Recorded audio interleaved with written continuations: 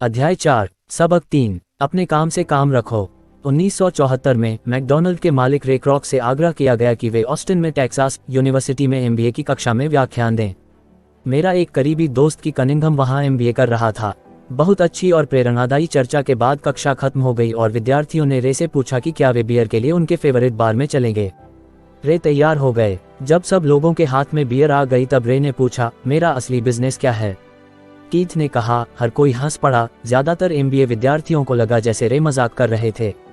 किसी ने जवाब नहीं दिया, इसलिए रे ने दोबारा यही सवाल पूछा, आप लोगों की नज़र में मेरा बिजनेस क्या है? विद्यार्थी दोबारा हंस दिए और आखिरकार एक बहादुर विद्यार्थी ने जोर से कहा, रे, दुनिया में ऐसा कौन है जो यह नहीं जानता कि आप हैमबर्गर बिजनेस में हैं? रे हंस दिए। मुझे मालूम था आप लोग यही कहोगे। वे एक पल के लिए रुके और इसके बाद उन्होंने कहा, लेडीज एंड जेंटलमैन, मैं हैमबर्गर बिजनेस में नहीं हूँ। मेरा असली बिजनेस रियल एस्टेट है। कीथ ने कहा कि रे ने अपने नज़रिए को समझाने के लिए काफ़ी समय लिया। अपने बिजनेस प्लान में रे जानते थे कि बिजनेस का मूल लक्ष्य हैमबर्गर फ्रेंचाइजी बेचना था, परंतु वे कभी भी हर फ्रेंचाइजी की लोकेशन को नहीं भूले। वे जानते थे कि रियल एस्टेट और इसकी लोकेशन हर फ्रेंचाइजी की सफलता में सबसे महत्वपूर्ण तत्व हैं। मूलतः वह आदमी जो फ्रेंचाइजी खरीद रहा था और रे क्रॉक के संगठन की फ्रेंचाइजी चेन का सदस्य बनता था, वह भी उस जमीन के लिए पैसे दे रहा था और उसे खरीद रहा था। आज मैकडॉनल्ड दुनिया में रियल एस्टेट का सबसे बड़ा अकेला मालिक है, जिसके पास कैथोलिक चर्च से भी ज्यादा रियल एस्टेट है। आज मैं के पास अमेरिका और दुनिया के दूसरे देशों में सबसे कीमती चौराहे और नुक्कड़ हैं। कीथ ने कहा कि यह उसकी जिंदगी का बहुत बड़ा सबक था। आज कीथ के पास कार धोने का बिजनेस है, परंतु उसका असली बिजनेस है कार धोने के गराज के नीचे का रियल एस्टेट। पिछले अध्याय के अंत में हमने ये बताया था कि ज्यादातर लोग दूसरों के लिए काम करते हैं, बस अपने लिए काम नहीं करते। वे पहले तो कंपनी के मालिकों के लिए काम करते हैं, फिर टैक्स के कारण सरकार के लिए काम करते हैं और आखिरकार बैंक के लिए काम करते हैं जो उनके मॉर्गेज का मालिक होता है। जब हम छोटे थे तो हमारे आसपास मैकडॉनल्ड का कोई फ्रेंचाइजी आउटलेट नहीं था, परंतु मेरे अमीर डैडी ने माइक और मुझे वही सबक सिखा दिया था जो टेक्सास यूनिवर्सिटी में रे क्रॉक ने सिखाया था। यह अमीरों का रहस्य नंबर 3 है। रहस्य है, अपने काम से काम रखो। लोगों की जिंदगी में पैसे की तंगी इसलिए आती है क्योंकि वे अपनी सारी जिंदगी दूसरों के लिए काम करते रहते हैं। कई लोगों के पास तो जिंदगी भर काम करने के बाद भी अपने लिए कुछ नहीं बच पाता। एक बार फिर, एक चित्र 1000 शब्दों के बराबर है। यहाँ एक इनकम स्टेटमेंट और बैलेंस शीट का चित्र दिया गया है जो रे क्रॉक की सलाह का सबसे अच्छा उदाहरण है।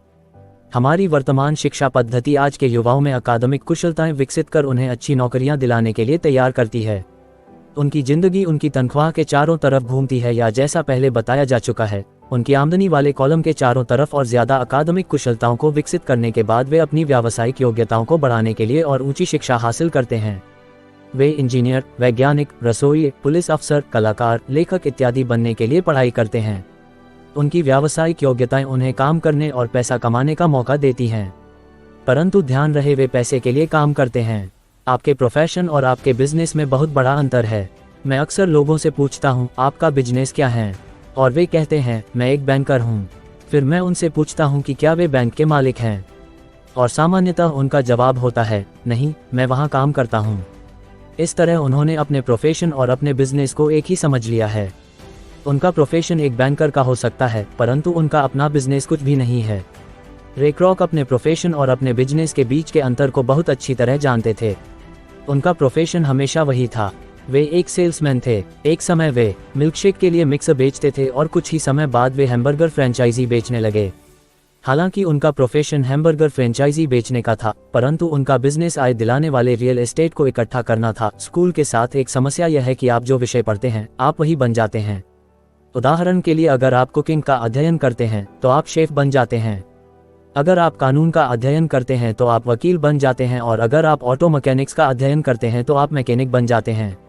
जो पढ़ा जाए वही बन जाने में गलती यहाँ होती है कि लोग अपने काम से काम रखना भूल जाते हैं। वे अपना सारा जीवन दूसरे के काम पर ध्यान देने में लगा देते हैं और इस तरह उसको अमीर बनाते हैं। आर्थिक रूप से सुरक्षित बनने के लिए किसी आदमी को अपने काम से काम रखने की जरूरत है। आपका बिजनेस आपके संपत्ति वाले कॉलम के चारों तरफ घूमता है, जो आपकी आमदनी वाले कॉलम के विपरीत होता है। जैसा पहले बताया जा चुका है, नंबर 1 नियम ये जानना है कि संपत्ति और दायित्व के बीच अंतर होता है और इसलिए हमें संपत्ति ही खरीदनी चाहिए। अमीर लोग अपने संपत्ति वाले कॉलम पर ध्यान देते हैं, जबकि बाकी सभी लोग अपने इनकम स्टेटमेंट पर ध्यान देते हैं।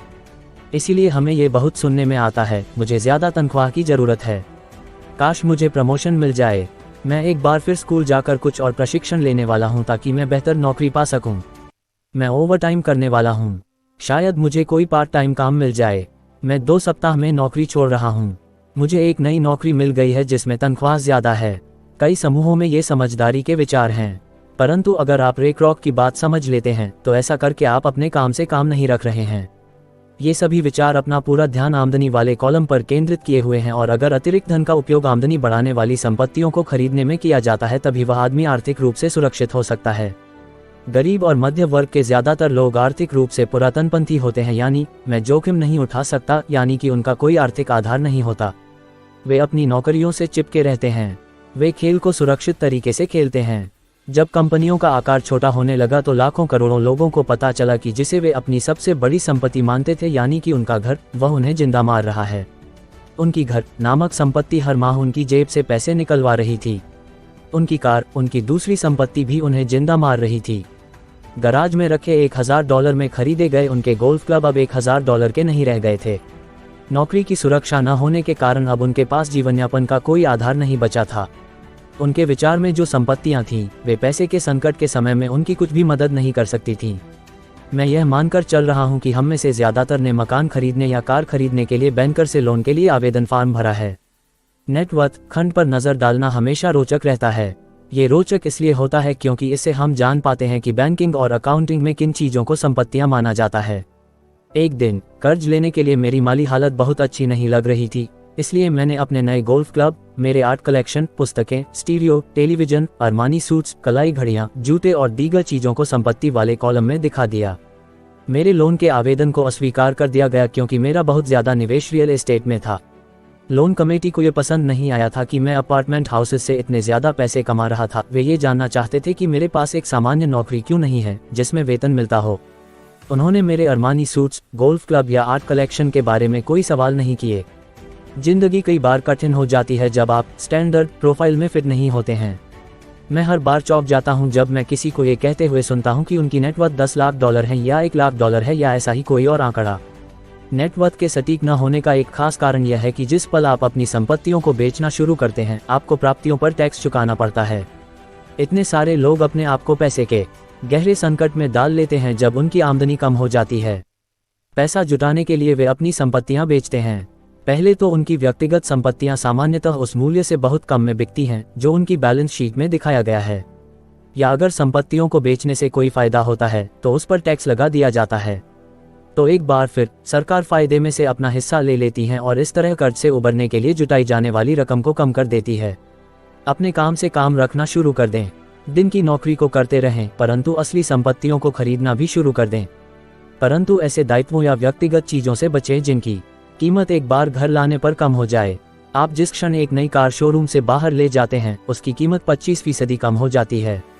ये सच्ची संपत्ति नहीं है, हालांकि आपके बैंकर भी इसे संपत्ति मानते हैं। मेरा $400 का नया टाइटेनियम ड्राइवर खरीदने के कुछ बाद $150 मूल्य का हो गया था। मिनटों वयस्कों के लिए यही सही है कि अपने खर्च कम कर लें, अपने दायित्वों को घटा लें और मेहनत से ठोस संपत्तियों का आधार बना लें।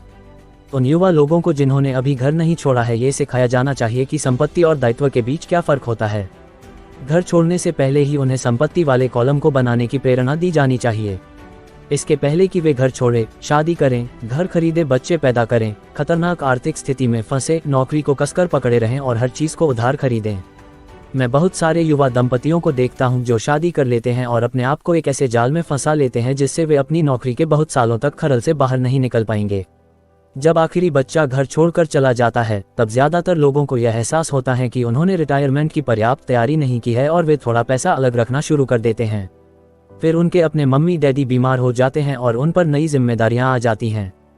तो मैं आपको या आपके बच्चों को किस तरह की संपत्तियों के संग्रह की प्रेरणा दे रहा हूं। मेरी दुनिया में असली संपत्तियां कई तरह की होती हैं। एक, ऐसे बिजनेस जिनमें मेरे होने की जरूरत ना हो। मैं उनका मालिक जरूर हूं, परंतु उन्हें दूसरे लोग चलाते हैं। अगर मुझे वहां काम करना पड़े तो ये बिजनेस नहीं होगा, यह मेरी नौकरी होगी। 2, स्टॉक। 3, बॉन्ड। 4, mutual fund. 5, आमदनी देने वाला रियल एस्टेट। 6, notes IOU। 7, बौद्धिक संपदा जैसे संगीत, पटकथा, पेटेंट इत्यादि से मिलने वाली रॉयल्टी।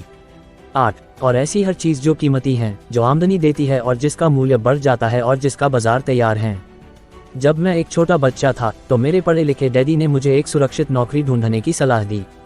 दूसरी तरफ मेरे अमीर डैडी ने मुझे ऐसी संपत्तियों को इकट्ठा करने की सलाह दी जिन्हें मैं पसंद करता था। अगर तुम इन्हें पसंद नहीं करते होगे तो तुम इनका ध्यान नहीं रख पाओगे। मैं रियल एस्टेट इसलिए इकट्ठा करता हूँ क्योंकि मुझे इमारतों और ज़मीन से प्यार है। मैं उनके लिए शॉपिंग करना भी पसंद करता हूँ। मैं सारा दिन उनको निहार सकता हूँ।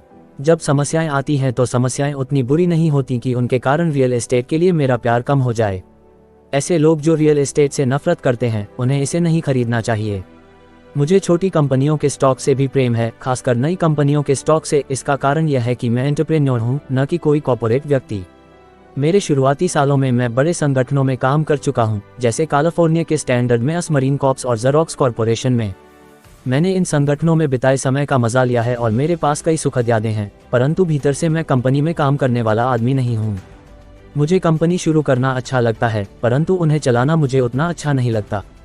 इसलिए मैं जो शेयर खरीदता हूँ वे भी सामान्यतः छोटी कंपनियों के होते हैं और कई बार तो मैं कंपनी शुरू करता हूँ और उसे सार्वजनिक बना देता हूँ। नए स्टॉक के शेयर में किस्मत चमक सकती है और मुझे ये खेल पसंद है। कई लोग कम पूंजी वाली कंपनियों से डरते हैं और उन्हें खतरनाक कहते हैं, और वे खतरनाक हैं भी। परंतु खतरा हमेशा कम हो जाता है अगर आप निवेश से प्रेम करते हैं, उसे समझते हैं और खेल को अच्छी तरह से जानते हैं। छोटी कंपनियों के साथ मेरी रणनीति यह होती है कि 1 साल में अपने शेयर बेच दिए जाएं। दूसरी तरफ मेरी रियल एस्टेट की रणनीति छोट प्रॉपर्टी से शुरू करने की होती है। फिर मैं उस छोटी प्रॉपर्टी को बेचकर उससे थोड़ी बड़ी प्रॉपर्टी ले लेता हूं और इस तरह अपने फायदे पर टैक्स चुकाने से बचता रहता हूं। इससे प्रॉपर्टी की वैल्यू में नाटकीय बढ़ोतरी होती है। मैं सामान्य तौर पर रियल एस्टेट को 7 साल से कम समय अपने पास रखता हूं। वर्षों तक जब मैं मरीन कॉर्प्स और ज़ेरॉक्स में था तब भी मैंने वही किया जो मेरे अमीर डैडी ने मुझे सिखाया था। मैं अपनी दिन की नौकरी करता था, परंतु मैं अपने काम से काम भी रखता था। मैं अपनी संपत्ति वाले कॉलम में कुछ न कुछ करता रहता था। मैं रियल एस्टेट और छोटे स्टॉक्स की खरीद फरोख्त भी करता था। अमीर डैडी ने हमेशा पैसे की समझ के महत्व पर जोर दिया था। जितनी अच्छी तरह मैं अकाउंटिंग और कैश मैनेजमेंट को समझ सकता था, उतनी ही अच्छी तरह मैं निवेशों का विश्लेषण कर सकता था और आखिरकार खुद की कंपनी शुरू कर सकता था और उसे सफल बना सकता था। जब तक कि कोई पहले से ही ऐसा न सोच रहा हो, मैं किसी को अपनी कंपनी बनाने के लिए प्रोत्साहित नहीं करता। मैं जानता हूं कि कंपनी चलाने में कितना झंझट होता है और मैं नहीं चाहता कि आप उस झंझट में फंसे। कई बार ऐसा भी समय आता है जब लोगों को रोजगार नहीं मिलता और उनके लिए कंपनी शुरू करना एक समाधान होता है, परंतु सफलता के अवसर बहुत कम हैं। 10 में से 9 कंपनियां 5 साल में डूब जाती हैं। पहले 5 साल में जो कंपनियां भी रहती हैं, उनमें से भी 10 में से 9 कंपनियां बाद में बंद हो जाती हैं। तो अगर आपकी पहले से ही अपनी कंपनी शुरू करने की इच्छा हो तभी मैं इसकी सलाह दूंगा। अन्यथा अपनी दिन की नौकरी करते रहें और अपने काम से काम रखें।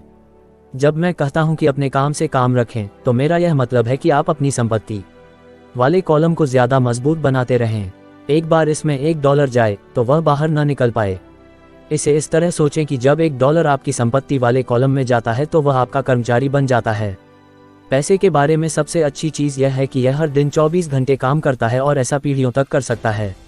अपनी दिन की नौकरी करते रहें, एक अच्छे मेहनती कर्मचारी की तरह काम करें, परंतु अपने संपत्ति वाले कॉलम को बढ़ाते रहें। जब आपका कैश फ्लो बढ़ता है तब आप कुछ विलासिता की चीज़ें खरीद सकते हैं। इस बारे में एक महत्वपूर्ण तथ्य यह है कि अमीर लोग विलासिता की चीज़ें सबसे बाद में खरीदते हैं, जबकि गरीब और मध्य वर्गीय लोग विलासिता की चीज़ें सबसे पहले खरीदते हैं। गरीब और मध्य वर्गीय लोग अक्सर बड़े घर, हीरे, फर, ज्वेलरी या नाव जैसी विलासिता की चीज़ें इसलिए खरीद लेते हैं ताकि वे अमीर दिख सकें। वे अमीर दिखते हैं, परंतु असल में वे उधार के दलदल में गहरे धंस चले जाते हैं। वे लोग जिनके पास पीढ़ियों से पैसा है, जो लंबे समय से अमीर हैं, वे अपने संपत्ति वाले कॉलम को सबसे पहले बनाते हैं। फिर संपत्ति वाले कॉलम से होने वाली आमदनी उनके लिए विलासिता की चीजें खरीद लेती है। गरीब और मध्य वर्गीय लोग अपनी खून पसीने की कमाई और बच्चों की विरासत की कीमत पर विलासिता की चीजें खरीदते हैं। सच्ची विलासिता असली संपत्ति में निवेश करने और उसे विकसित करने का प्रोत्साहन है। उदाहरण के तौर पर, जब मेरी पत्नी और मेरे पास हमारे अपार्टमेंट हाउसेस से अतिरिक्त पैसा आने लगा तो वह बाजार गई और अपने लिए मर्सिडीज खरीद लाई। इसमें जरा सी भी मेहनत या जोखिम नहीं था क्योंकि अपार्टमेंट हाउस के कारण उसने कार खरीदी थी, परंतु उसे इसके लिए 4 साल तक इंतजार करना पड़ा था जब रियल एस्टेट पोर्टफोलियो बढ़ रहा था और आखिरकार उसने इतना अतिरिक्त पैसा दे दिया कि कार खरीदी जा सके।